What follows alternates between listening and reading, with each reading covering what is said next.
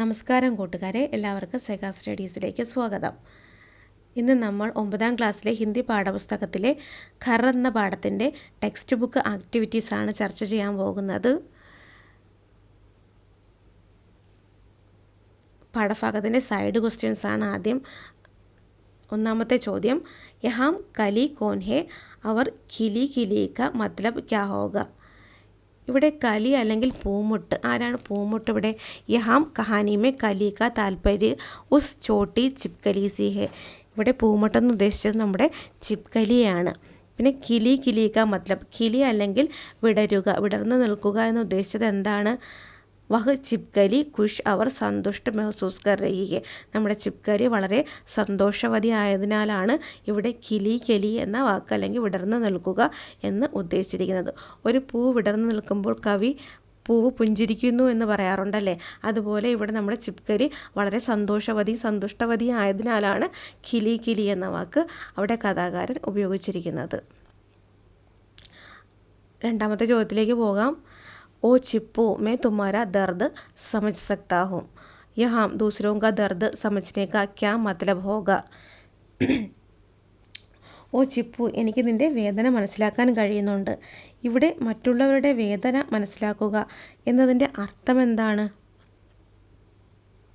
ഉത്തരത്തിലേക്ക് പോകാം. गिरगिड़ के कहने का मतलब यह है कि अगर हमें दूसरों के प्रति सहानुभूति हो तो दूसरों का दर्द भी हमें जल्दी समझ में आ जाएगा. दूसरों के प्रति സഹാനുഭൂതി ഹോ, അതായത് മറ്റുള്ളവരോട് സഹാനുഭൂതി ഉണ്ടെങ്കിൽ तो दूसरों का दर्द भी हमें जल्दी समझ में आ जाएगा. മറ്റുള്ളവരോട് സഹതാപമുണ്ടെങ്കിൽ നമുക്ക് മറ്റുള്ളവരുടെ വേദനയും പെട്ടെന്ന് മനസ്സിലാകും അല്ലേ. അർത്ഥാത് ജീവമേം സഹാനുഭൂതി ഹോനി ചാഹിയെ, അതായത് ജീവജാലങ്ങൾക്കിടയിൽ എന്തുണ്ടായിരിക്കണം? സഹാനുഭൂതി അല്ലെങ്കിൽ സഹതാപം ഉണ്ടായിരിക്കണം. കൂട്ടുകാർക്ക് അർത്ഥം മനസ്സിലായെന്ന് വിചാരിക്കുന്നു. അടുത്ത ചോദ്യത്തിലേക്ക് പോകാം. ഹമാരി തരഹ് ദീവാരോം ഖിഡ്കിയോം യാ ഛത്ത് സെ ഉൻകാ खास लेना देना नहीं है. यहाँ फरहाद के प्रति प्राणियों का कौन सा मनोभाव प्रकट होता है? നമ്മളെപ്പോലെ ഭിത്തി, ജനൽ അല്ലെങ്കിൽ മേൽക്കൂര ഇതുമായി അവന് യാതൊരു ബന്ധവുമില്ല. ഇവിടെ ഫർഹാദിനോടുള്ള ഈ ജീവികൾക്കുള്ള എന്ത് മനോഭാവമാണ് പ്രകടമാകുന്നത്? ജീവികൾക്കുള്ള മനോഭാവമാണ് ഇവിടെ ചോദിച്ചിരിക്കുന്നത്. ആൻസറിലേക്ക് പോകാം. यहाँ फरहाद के प्रति प्राणियों का സഹാനുഭൂതി പൂർണ്ണ വ്യവഹാർ ക മനോഭാവ് പ്രകട ഹോത്താ ഹെ. ഇവിടെ സഹാനുഭൂതിയാണ്, ഇവിടെ മനോഭാവം എന്തെന്ന് ചോദിച്ചാൽ സഹാനുഭൂതിയാണ്. എന്തുകൊണ്ടെന്നാൽ ആ വീട്ടിൽ കൂടുതൽ ഭാഗവും ഈ ജീവികളാണ് ഉപയോഗിക്കുന്നത്. അവൻ വളരെ കുറച്ച് നേരത്തേക്ക് വേണ്ടി മാത്രമാണ് വീട്ടിൽ വരുന്നത്. കൂട്ടുകാർക്ക് മനസ്സിലായെന്ന് വിചാരിക്കുന്നു. അടുത്ത ചോദ്യത്തിലേക്ക് പോകാം. ഇവിടെ ഒരു വേർഡ് വെബ് പൂർത്തിയാക്കാനാണ്. നോക്കാം. ലിഖേം പ്രകൃതി കിൻകിൻക ഘർ ഹെ. പ്രകൃതി ആരുടെയൊക്കെ വീടാണ്? നമ്മുടെ കഥയിലെ കഥാപാത്രങ്ങളുടെ പേരെഴുതി ഫില്ല് ചെയ്താൽ മതിയാവും കൂട്ടുകാർക്ക്. ഇവിടെ 2 ഉദാഹരണം കൊടുത്തിട്ടുണ്ട്. പ്രകൃതി ആരുടെയൊക്കെ വീടാണ്? ഫർഹാദ് കാ ഘർ, മക്കടി കാ ഘർ. അപ്പോൾ കൂട്ടുകാർക്ക് ബാക്കി എഴുതാൻ എളുപ്പമായിരിക്കുമല്ലോ അല്ലേ. ചിപ്കലി കാ ഘർ, മച്ചർ കാ ഘർ, മക്കി കാ ഘർ, ചൂഹെ കാ ഘർ, തത്തയ്യ കാ ഘർ, മേടയ്ക്കോ കാ ഘർ. കഥാപാത്രങ്ങളുടെ എല്ലാം പേരെഴുതി ഫില്ല് ചെയ്യുക. അടുത്ത ചോദ്യത്തിലേക്ക് പോകാം. पर्यावरण से घर शीर्षक का क्या संबंध है? अपना विचार ലിഖെ. കൂട്ടുകാരിവിടെ ശ്രദ്ധിക്കുക, ഖർ എന്ന ശീർഷകത്തിനെ പറ്റിയല്ല ഇവിടെ ചോദിച്ചിരിക്കുന്നത്. ചോദ്യം ഒന്നും കൂടി ശ്രദ്ധിച്ചു നോക്കുക. പരിസ്ഥിതിയുമായി വീടെന്ന ശീർഷകത്തിന് എന്ത് ബന്ധമുണ്ടെന്നാണ് ചോദിച്ചിരിക്കുന്നത്. നമുക്ക് നോക്കാം.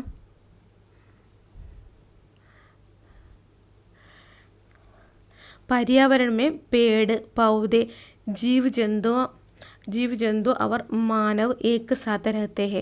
പര്യാവരൺ അല്ലെങ്കിൽ പ്രകൃതിയിൽ എങ്ങനെയാണ് എല്ലാവരും ജീവിക്കുന്നത്? പേട് പൗധെ സസ്യങ്ങളും ജന്തുക്കളും മനുഷ്യരുമെല്ലാം ഏക സാഥ രഹത്തെ ഹെ, ഒന്നിച്ചാണ് ജീവിക്കുന്നത് പരിസ്ഥിതിയിൽ. उसी प्रकार അതേപോലെ തന്നെ घर नामक कहानी में कुछ जीव जंतुओं एक आदमी के घर में खुशी से रहते हैं. घर എന്ന കഥയിൽ ചില മൃഗങ്ങളെല്ലാം ഒരു മനുഷ്യൻ്റെ വീട്ടിൽ ഒന്നിച്ച് സുഖമായി കഴിയുകയാണല്ലേ. ഏതുപോലെ? ഒരു പരിസ്ഥിതിയിൽ ജീവജാലങ്ങൾ ഒന്നിച്ച് കഴിയുന്നത് പോലെ. ഉസ്കോ അല്ല അവിടെ കൂട്ടുകാരെ, ഉൻകോ ആണ് മാറ്റി എഴുതുക. टाइपिंग मिस्टेक ആണ്. उनको वह घर पर्यावरण जैसा लगता है. അവർക്ക് ആ ജീവജാലങ്ങൾക്കും എല്ലാം എന്താണ്, വീട് ഒരു പരിസ്ഥിതി പോലെ തന്നെ അനുഭവപ്പെടുന്നുണ്ട്. അടുത്ത ചോദ്യത്തിലേക്ക് പോകാം.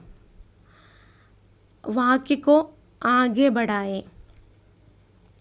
നമ്മൾ കഴിഞ്ഞ ക്ലാസ്സിൽ 8-ലൊക്കെ പിരമിഡ് ഉണ്ടാക്കാൻ പഠിച്ചിട്ടുണ്ടല്ലേ, വാക്യ പിരമിഡ്.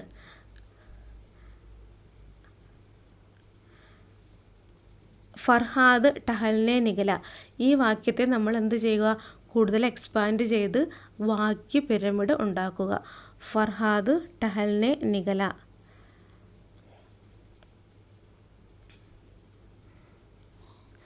ഫർഹാദ് എന്താ ചെയ്തത്? ഫർഹാദ് നടക്കാൻ തുടങ്ങി. ഇതിനെ നമ്മൾ എക്സ്റ്റെൻഡ് ചെയ്ത് പോവുകയാണ്. ഫർഹാദ് ഹവാമേം ടഹൽനെ നിഗല. അതെ, കാറ്റത്ത് നടക്കാൻ തുടങ്ങി. അടുത്തത് എന്താണ്? ഫർഹാദ് മേട്ടക്യോങ്കോലേക്കർ.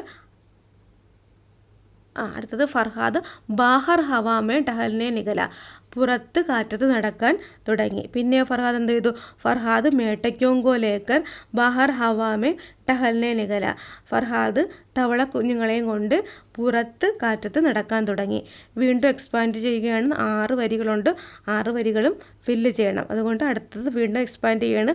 ഫർഹാദ് 3 മേട്ടക്യോങ്കോലേക്കർ ബാഹർ ഹവാമേ ടഹൽനെ നിഗല. 3 തവള കുഞ്ഞുങ്ങളെയും കൊണ്ട് പുറത്ത് കാറ്റത്ത് നടക്കാൻ തുടങ്ങി. അടുത്തത് ഫർഹാദ് 3 ഞാൻ. എന്താണ് ഇവിടെ?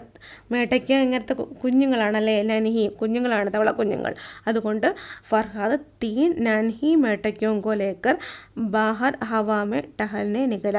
ഫർഹാദ് 3 ചെറിയ തവള കുഞ്ഞുങ്ങളെയും കൊണ്ട് വെളിയിൽ കാറ്റത്ത് നടക്കാൻ തുടങ്ങിയപ്പോൾ നമ്മൾ ചെറിയൊരു വാക്ക് ഇതുപോലെ എക്സ്റ്റെൻഡ് ചെയ്ത് വാക്യ പിരമിഡ് ഉണ്ടാക്കാൻ കൂട്ടുകാർ പഠിക്കുക.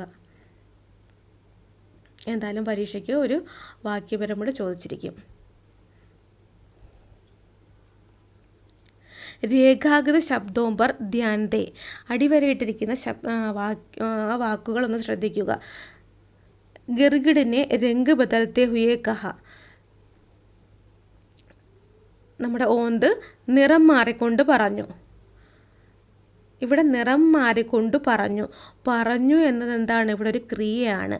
നിറം മാറിക്കൊണ്ട് എന്നത് അതിനെ വിശേഷിപ്പിക്കുകയാണ് ചെയ്യുന്നത്. അപ്പോൾ ഇതെന്ത് സെൻറ്റൻസാണ്? ക്രിയാവിശേഷണമാണ് ഇവിടെ പറയുന്നത്. നമ്മുടെ കഴിഞ്ഞ ക്ലാസ്സിലൊക്കെ അല്ലെങ്കിൽ 8-ാം ക്ലാസ്സിലൊക്കെ നമ്മൾ നാമവിശേഷണം പഠിച്ചിരുന്നു അല്ലേ? കഴിഞ്ഞ കവിതയിൽ നമ്മൾ എന്താണ് അതൊരു നാമവിശേഷണം പഠിച്ചിട്ടില്ലായിരുന്നോ? ഫസലിനെ എങ്ങനെയാണ് വിശേഷിപ്പിച്ചത്? സുനഹ്ലി ഫസൽ എന്ന് വിശേഷിപ്പിച്ചില്ലേ? അത് നാമവിശേഷണമാണ്. അതുപോലെ തന്നെ ഇത് ക്രിയയെ വിശേഷിപ്പിക്കുന്നതായതുകൊണ്ട് ക്രിയാവിശേഷണമാണ്. കൂട്ടുകാർ ശ്രദ്ധിച്ചാൽ മതിയാകും. ഗിർഗിഡിനെ രംഗ് ബദൽത്തെ ഹുയേ കഹ. ഇവിടെ പറയുക എന്ന ക്രിയയെ വിശേഷിപ്പിക്കുന്നതാണ് നിറം മാറിക്കൊണ്ട് പറഞ്ഞു എന്നതിൻ്റെ വിശേഷണം നിറം മാറിക്കൊണ്ട്. അതുപോലുള്ള വാക്യങ്ങൾ നമ്മൾ പാഠഭാഗത്തു നിന്ന് നോക്കി എഴുതാനാണ് ചോദിച്ചിരിക്കുന്നത്. കൂടുതൽ ഉദാഹരണത്തിലേക്ക് പോകാം. ചിപ്കലീനെ മുസ്കുരാത്തെ ഹുയേ കഹ. നമ്മുടെ ചിപ്കലി എങ്ങനെയാണ്? ചിരിച്ചുകൊണ്ട് പറഞ്ഞു. ഇവിടെ പറഞ്ഞു എന്നുള്ള ക്രിയയ്ക്ക് വിശേഷണം ചിരിച്ചുകൊണ്ടു എന്നാണ്. ഹം സലീക്കേസെ രഹത്തെ ദേ. നമ്മൾ എങ്ങനെ അന്തസ്സോടെ ജീവിച്ചിരുന്നു, താമസിച്ചിരുന്നു. ഗിർഗിഡിനെ ഉപാസി ലേത്തെ ഹുയേ കഹ. ഇവിടെയും വെർബ് അല്ലെങ്കിൽ ക്രിയ കഹ പറയുക എന്നതാണ്. ഗിർഗിഡ് എങ്ങനെ പറഞ്ഞു? ഉപാസി ലേത്തെ ഹുയേ, കോട്ടുവ ഇട്ടുകൊണ്ട് പറഞ്ഞു. അതാണ് ഇവിടുത്തെ ക്രിയാവിശേഷം. ചിപ്കലീനെ ബാത്ചീത്ത് സമാപ്ത് കർത്തെ ഹുയേ കഹ. ഇവിടെ കഹ എന്ന വെർബിൻ്റെ വിശേഷണമായിട്ട് വരുന്നത് ബാത്ചീത്ത് സമാപ്ത് കർത്തെ ഹുയേ, സംഭാഷണം അവസാനിപ്പിച്ചുകൊണ്ട് പറഞ്ഞു. കൂട്ടുകാർക്ക് ക്രിയാവിശേഷണം മനസ്സിലായെന്ന് വിചാരിക്കുന്നു. എളുപ്പമാണ്. അടുത്ത ചോദ്യത്തിലേക്ക് പോകാം. ഫർഹാദ് കെ ചിത്ര പർ ടിപ്പണി ലിഖേ. ഇത് ക്യാരക്ടർ സ്കെച്ചാണ് ചോദിച്ചിരിക്കുന്നത്. കൂട്ടുകാർ തീർച്ചയായിട്ടും പഠിച്ചിരിക്കണം. പരീക്ഷയ്ക്ക് വരാൻ സാധ്യതയുള്ളൊരു ചോദ്യം കൂടിയാണിത്. ഉത്തരത്തിലേക്ക് പോകാം.